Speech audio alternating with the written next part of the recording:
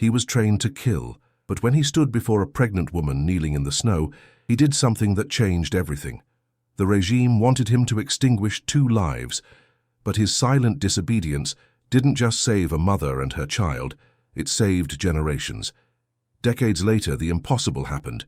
You're about to understand why even God would have written this destiny with tears. Watch until the end, you will cry, and tell me what would you have done. Sergeant Klaus Miller gripped the crude torch in his hand, its flame dancing wildly, casting grotesque shadows that seemed to mock the solemnity of the moment. The order had been clear, unambiguous, and delivered with the cold, absolute authority of a regime that had long since forgotten the meaning of humanity. Burn her. Extinguish the last ember of her existence, and with it the innocent life she carried. His breath hitched, a silent, involuntary protest against the command that clawed at his very soul. Klaus had seen unspeakable horrors on the front lines, had carried out countless grim tasks under the banner of war. He had witnessed the unraveling of civilization, the descent into a primal savagery that left no room for mercy. Yet, this was different.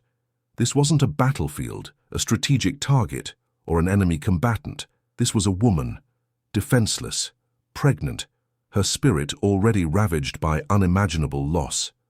Her gaze, though filled with terror, held no hatred, only a profound, silent plea that pierced through the layers of his hardened resolve. The flickering light illuminated the fine lines of strain around her eyes, the dry tears caked on her cheeks, and the almost imperceptible tremor in her lips. He could almost hear the faint, desperate beat of 2 hearts within her. A bead of sweat traced a path down his temple, despite the biting cold. Every fiber of his being screamed to obey, to extinguish the torch, to turn away from this abomination. But the eyes of his commanding officer, steely and unforgiving, were fixed upon him, a silent threat more potent than any shouted command. Disobedience meant a bullet, swift and brutal, not just for him, but potentially for his family back home, under the relentless gaze of the regime. His hand, calloused from years of gripping rifles and shovels, trembled. The torch felt impossibly heavy, a weight that threatened to crush him. He was a soldier, trained to follow orders, to suppress emotion, to become an instrument of a greater, terrifying will. But beneath the uniform, beneath the layers of propaganda and duty, a man still wrestled with the ghost of his conscience. The seconds stretched into an eternity, each tick of an imaginary clock echoing like a death knell in the oppressive silence. He saw the flicker of hope in the woman's eyes, a desperate, almost imperceptible widening as his hesitation lingered. Was it a trick of the light, a delusion born of his own internal torment? Or was it a reflection of the profound choice he was about to make, a choice that would not only determine her fate, but irrevocably alter the course of his own life and perhaps the lives of generations yet unborn? This wasn't just about survival, it was about the very essence of humanity. A single spark of defiance against an inferno of evil. He knew with a certainty that chilled him to the bone that this moment, this agonizing decision, was not merely a footnote in a brutal war. It was a turning point, a pivotal junction where destiny itself hung in the balance. The path he chose, in this desolate, forgotten corner of the world, would ripple through time, touching lives he could not yet imagine, weaving a tapestry of interconnected fates that would defy all logic and expectation. A single act of courage, born in the face of absolute terror, could ignite a chain of events so extraordinary, so miraculous, that it would seem as though divine providence itself had intervened to rewrite the script of human existence. For decades to come, this split-second choice would haunt his waking hours and pervade his dreams, driving him on a relentless, desperate quest for redemption and closure. And across continents, far from this scene of horror, a mother and her child, forever marked by the shadow of that day, would carry the memory of an unknown rescuer, a silent prayer for reunion echoing in their hearts. Their paths, seemingly separated by an impassable chasm of time and tragedy, were destined to cross again, in a twist of fate so profound, so utterly improbable, that it would stand as a testament to the enduring power of compassion and the unbreakable threads of destiny. This was not merely a story of survival. It was an epic of a hidden legacy, a decades-long search, and a reunion that transcended the boundaries of life and death, proving that even in the darkest corners of history, a single act of kindness can indeed rewrite the very fabric of destiny. In that frozen, desolate landscape, where the wind carried the ghosts of countless lost souls, Sergeant Klaus Müller made his choice. It was not a grand, heroic gesture that would be celebrated on any battlefield. It was a silent, almost imperceptible act of rebellion, a whisper of humanity in the face of absolute evil. His eyes met the woman's one last time, a silent promise passing between them, a desperate plea answered by an unspoken vow. He lowered the torch, not extinguishing it but angling it away, towards a pile of smouldering debris nearby. The sudden flare and crackle drew the attention of the other soldiers, a momentary diversion. "Fool, what are you doing?" barked his commanding officer, his voice cutting through the silence like a whip. Klaus, his heart pounding a frantic rhythm against his ribs, stammered a response, feigning a clumsy mistake. "Apologies, sir. The wind, it caught me off guard, just ensuring the blaze is contained." The words were a bitter lie, tasting of ash and fear, but they bought him precious seconds. In that fleeting instant, as the officer's gaze flickered towards the diversion, Klaus subtly nudged the woman with his knee. A barely perceptible motion. His eyes, though still conveying the terror of the moment, held a desperate signal: run. The woman, whose name was Lena, understood. Her exhausted mind, dulled by days of starvation and terror, sharpened with a primal surge of adrenaline. She saw the opening, a narrow window of opportunity that might never come again. The soldiers' attention was briefly diverted, their focus on Klaus's supposed incompetence. With a silent prayer, Lena stumbled, then gathered what little strength she had left and bolted. She didn't look back. She couldn't. Her only thought was the life within her, a fragile ember that deserved a chance to burn bright.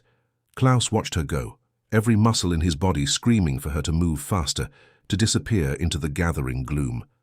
The officer's eyes snapped back to him, suspicion clouding his features. "Müller, where is she going?" She panicked, sir. Ran into the woods," Klaus yelled, his voice rough with manufactured urgency. He pointed vaguely towards the dense, snow-laden trees that bordered the camp, praying she was already lost in their shadows. He knew the risk he was taking. Disobeying a direct order, especially one concerning undesirables, was a death sentence. But as he looked into the officer's cold, calculating eyes, he felt a strange sense of calm. He had made his choice. A brutal shove from behind sent Klaus sprawling to the icy ground. "Get up, you swine! After her!" The officer's boot connected with his ribs, a sharp, searing pain. But even through the agony, a faint spark of hope flickered within him. He had bought her time. He had given her a chance. As soldiers fanned out into the woods, their shouts echoing into the night, Klaus knew the odds were stacked against Lena. The forest was unforgiving, the winter relentless, and the hunters merciless. Yet he had done what he could. He was dragged back to the camp, beaten, interrogated, accused of insubordination and sympathy for the enemy. He maintained his story of a clumsy accident and the woman's panicked escape. The beatings continued, a brutal testament to the regime's iron grip on its soldiers and their consciences. He was lucky to escape with his life, reassigned to the most perilous front, a punishment detail meant to break his spirit or ensure his demise. But Lena's face, her pleading eyes, and the sheer terror of her situation burned into his memory, a constant reminder of the choice he had made. He never knew if she survived. He never dared to hope. He simply carried the burden and the faint, secret pride of that single defiant act.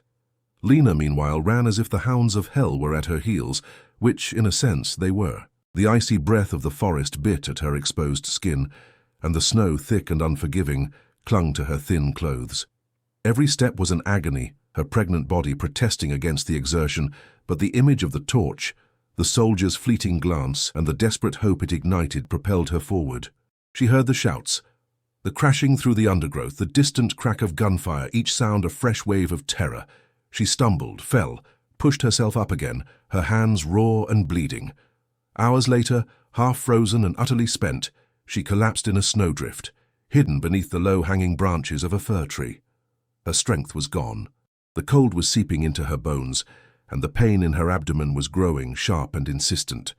She knew with a chilling certainty that her time was coming. Alone, in the heart of a hostile forest, Lena prepared for the most profound moment of her life. The child, her precious cargo, chose that desperate night to arrive. The birth was a harrowing ordeal, a testament to the raw, untamed power of life. With no help, no warmth, and only the fading light of the moon, Lena brought her son into the world. He was tiny, frail, but alive. His first cry a defiant sound against the silence of the forest, a miracle born from the jaws of despair. She named him David, a name of strength and resilience. Clutching her newborn close, sharing what little body heat she had, Lena knew she could not give up. She had to survive for David. He was the living embodiment of the soldier's impossible kindness, a future that almost never was. Her journey to safety was a blur of hunger, cold, and constant fear. She moved mostly at night, hiding during the day, relying on the kindness of strangers. Some who risked everything to offer a crust of bread or a night's shelter, others who turned her away with fear in their eyes. She crossed borders, navigated war-torn landscapes, always clutching David, always remembering the soldier who had given them this chance. His face, etched in her memory, became a symbol of hope, a silent promise that goodness still existed in a world consumed by darkness. Eventually, after what felt like an eternity, Lena and David found their way to the shores of America, a land promising freedom and a new beginning. They settled in a vibrant Jewish community in New York, a beacon of hope after so much loss. David grew up strong, unaware of the full horror of his birth, knowing only that his mother had endured unimaginable hardships to bring him to this safe haven. After his brutal reassignment, Klaus Müller endured the remaining years of the war in a living hell. The perilous Eastern Front, a frozen meat grinder, was designed to consume men like him, those deemed insubordinate, those who still clung to a shred of conscience. He fought, not for the regime he despised, but for the faint memory of Lena's eyes, a silent testament to the humanity he had refused to surrender. Each day was a desperate struggle for survival, yet paradoxically, it was the memory of saving her that kept him going, a secret flame in the crushing darkness. He carried scars, both visible and invisible, from the relentless fighting. But the deepest wound was the uncertainty of Lena's fate. Had she made it? Had the child been born? These questions gnawed at him, a constant low thrum beneath the surface of his post-war existence. When the war finally ended, Klaus, a gaunt shadow of his former self, returned to a Germany in ruins. The world he knew was shattered, and so was his spirit, though not entirely broken. He carried the weight of his comrades' deaths, the horrors he had witnessed, and the crushing guilt of participation, however unwilling. Yet he also carried a sliver of light, the knowledge that he had, for one fleeting moment, defied the darkness. This act became his anchor, his secret penance, and his driving force. He tried to rebuild a life. He found work as a carpenter, the steady rhythm of hammer and saw a balm to his fractured mind. He married, had children, and built a modest home, but the ghost of Lena and the pregnant Jewish mother never truly left him. He never spoke of that day, not to his wife, not to his children. How could he explain such an act of defiance in a world that had celebrated obedience? It was his secret burden, his private quest for redemption. As the years turned into decades, Klaus found himself increasingly drawn to stories of Holocaust survivors, of families rebuilt, of justice sought. He devoured newspapers, watched documentaries on his small black and white television, always searching, always hoping for a sign. He never knew Lena's name, only her face, her terror, and the profound gratitude in her eyes. He imagined her somewhere, perhaps in America, raising her child, living the life he had so desperately hoped she would have. He sent small anonymous donations to Jewish charities, a quiet act of atonement, a whisper across the ocean, hoping it might somehow reach her. He even considered traveling, but where would he start? How would he find someone with no name, no trace, after so many years and so much destruction? The task seemed insurmountable, a fool's errand, yet the desire never truly faded. It was a silent, unyielding commitment to a debt he felt he owed, not just to Lena, but to his own shattered soul. Meanwhile, in the bustling streets of New York, Lena built a new life, brick by painstaking brick. David, her miracle child, thrived in the vibrant Jewish community that embraced them. He grew up speaking English with an American accent, playing stickball in the streets and dreaming of becoming a doctor. Lena worked tirelessly, first as a seamstress, then opening a small bakery that quickly became a beloved neighborhood institution. She taught David the values of resilience, compassion, and the importance of remembering their past, though she shielded him from the most horrific details of his birth. David knew he was born in the wilderness during the war, and that his mother had suffered greatly. He saw the quiet strength in her eyes, the way she sometimes stared out the window, lost in memories he couldn't share. He knew of the kind soldier, the anonymous hero who had given them a chance at life. Lena spoke of him reverently, not as a faceless enemy, but as a man who chose humanity over horror, a guardian angel whose single act of defiance had allowed her to bring David into the world. This unnamed soldier became a legendary figure in their small family, a ghost of hope from a terrible past. As David entered his teenage years, his curiosity deepened. He would ask his mother, "Mom, have you ever tried to find him, the soldier?" Lena would sigh, a wistful expression crossing her face.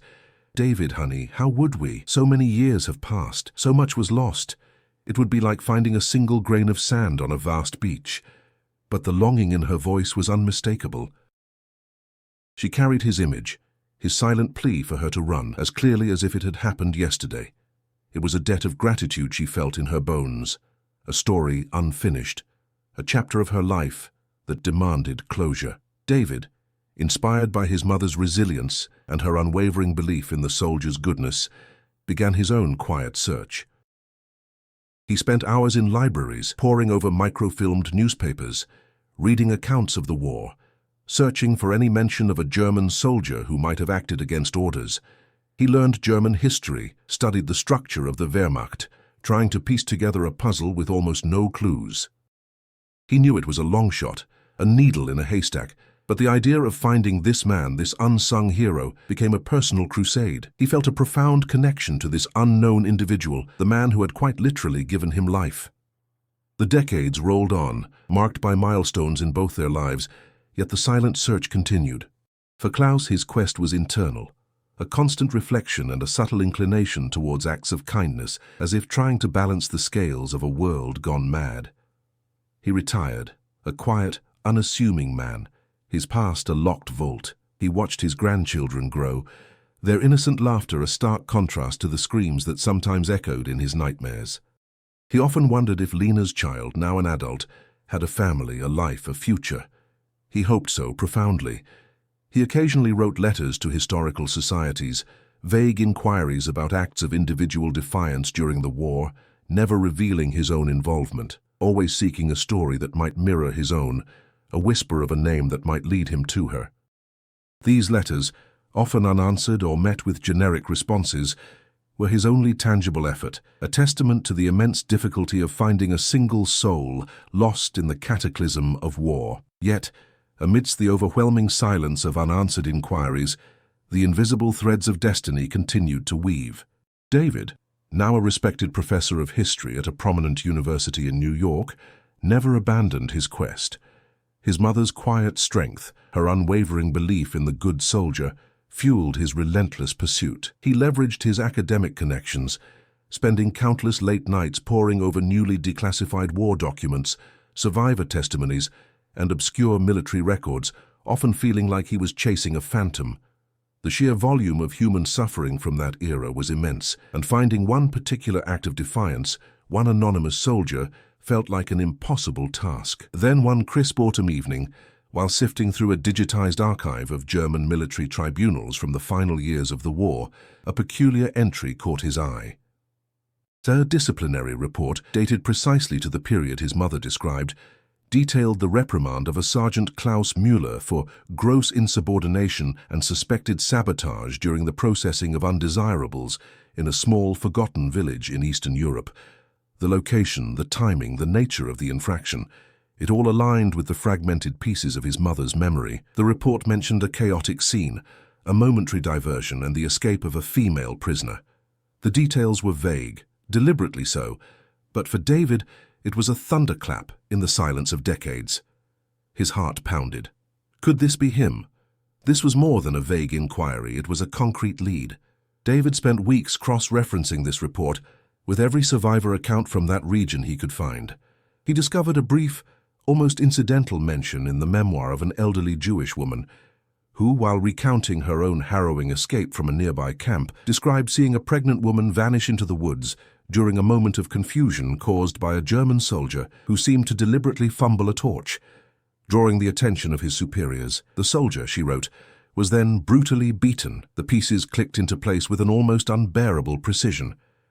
With this newfound information, David, now driven by an electrifying certainty, engaged a network of historical researchers in Germany. It took months of diligent, painstaking work, navigating bureaucratic hurdles and privacy laws. Finally, they located a Klaus Müller, an octogenarian living a quiet, unassuming life in a small town in Bavaria, a retired carpenter. The first contact was a phone call, made by David himself. He practiced the German phrases for days, his hands shaking as he dialed the number. An elderly, gravelly voice answered. "Mr. Müller?" David began, his voice surprisingly steady. "My name is David Grossman. I'm calling from America. I'm a historian and I've been researching events from World War II, specifically an incident involving a pregnant Jewish woman in a village near..." He named the village from the disciplinary report. A long, agonizing silence stretched across the Atlantic, punctuated only by the faint crackle of the phone line. David could hear the man's ragged breathing, a sound that spoke of decades of suppressed memory. Who are you?" Klaus finally whispered, his voice barely audible, laced with a tremor David couldn't quite decipher. "My mother's name was Lena," David replied, his voice thick with emotion. "She was the woman, and I am her son." Another silence, deeper this time, a chasm of unspoken history. David imagined Klaus, an old man suddenly confronted with the ghost of his past, the secret he had carried for a lifetime. He waited, breath held tight, for what felt like an eternity. She survived. Klaus's voice was a choked gasp, a question he had dared not ask himself for over 70 years. "And the child?" "We both did," David confirmed, tears pricking at his eyes. "Because of you." The conversation that followed was brief, punctuated by long pauses and the raw emotion of two men connected by an event that had shaped their entire lives. David extended an invitation for Klaus to visit New York, to meet Lena, to finally close a chapter that had remained open for far too long. Klaus, after some hesitation, agreed.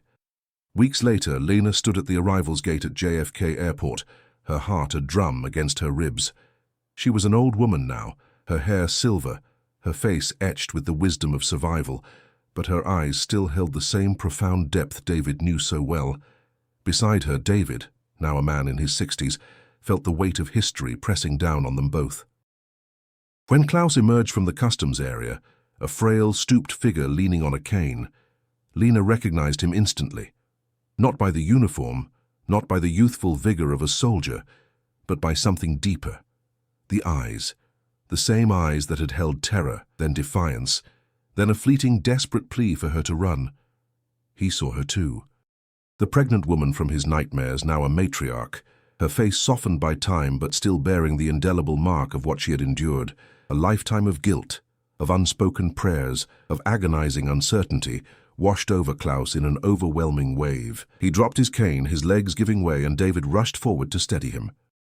Lena, without a word, stepped forward, her hand reaching out, not in accusation, but in an embrace of profound gratitude. Tears streamed down her face and down Klaus's as they held each other, two souls finally finding solace after decades of separation. It was a reunion that transcended language, culture, and the bitter chasm of history. It was a moment of pure, unadulterated human connection, a testament to the enduring power of a single act of kindness. Over the next few days, in Lena's cozy Brooklyn apartment, surrounded by family photos and the comforting aroma of her famous challah bread, they spoke. Klaus recounted his brutal reassignment, the beatings, the lifelong burden of his secret. Lena shared her harrowing escape, the agonizing birth of David in the snow, the desperate journey to America, and the new life they had built. David sat and listened, watching his mother and the man who had saved them both, feeling the tangible presence of a destiny rewritten. It was during one of these conversations that the full impact of Klaus's choice truly unfolded. David, now a successful professor, a husband and a father to two thriving children, was the living embodiment of that impact. His own children, Klaus's great-grandchildren in spirit, played in the living room, their laughter filling the air. The sound of that laughter, so full of innocent joy, was the ultimate testament to Klaus's courage. It wasn't just Lena's life he had saved, nor even just David's. He had salvaged an entire future, a vibrant lineage that now thrived, contributing to the world, living proof that light can indeed conquer the deepest darkness. For Klaus, seeing these children, hearing their American accents, witnessing the vibrant life Lena and David had built, was a redemption more profound than he could have ever imagined. It was a visible manifestation of grace, a destiny truly rewritten by a single selfless act. This extraordinary reunion wasn't just the end of a long search. It was a powerful affirmation of humanity itself. It underscored the immense power of a single individual's moral compass, even when faced with overwhelming evil and the threat of personal annihilation. Klaus Müller, a simple soldier caught in the machinery of a monstrous war, chose compassion over cruelty, risking everything for a stranger. Lena, in turn, embodied the incredible resilience of the human spirit, not only surviving unimaginable horrors, but building a life filled with love and purpose in a new land. Their story reminds us that kindness, however small, can echo through generations, shaping futures and defying the very logic of despair. It is a beacon of hope, reminding us that even in the bleakest chapters of history, there are always those who choose empathy, those who dare to stand against the tide of hatred, those who allow destiny to be rewritten. This isn't just a tale from the past. It's a living lesson for today. It challenges us to consider the ripple effect of our own choices. What if Klaus had simply obeyed that unthinkable order? What futures would have been lost? What destinies unwritten? Every day, in countless ways, we are presented with choices, moments, big and small, where we can choose compassion, courage, or indifference. This story implores us to choose wisely, to understand that our actions, however seemingly insignificant, possess the power to alter lives, to spark hope, and to contribute to a more humane world. It's a call to remember that even when the world feels broken, the human spirit, fueled by kindness, can always find a way to heal, to rebuild, and to write a brighter future for generations to come. If this incredible story moved you, if it made you believe a little more in the power of good, please take a moment to hit that like button. Share this video with someone who needs to hear a message of hope, and subscribe to our channel for more true stories that remind us of the extraordinary strength of the human heart. Your support helps us bring these vital narratives to light, ensuring that lessons of courage and compassion continue to inspire us all.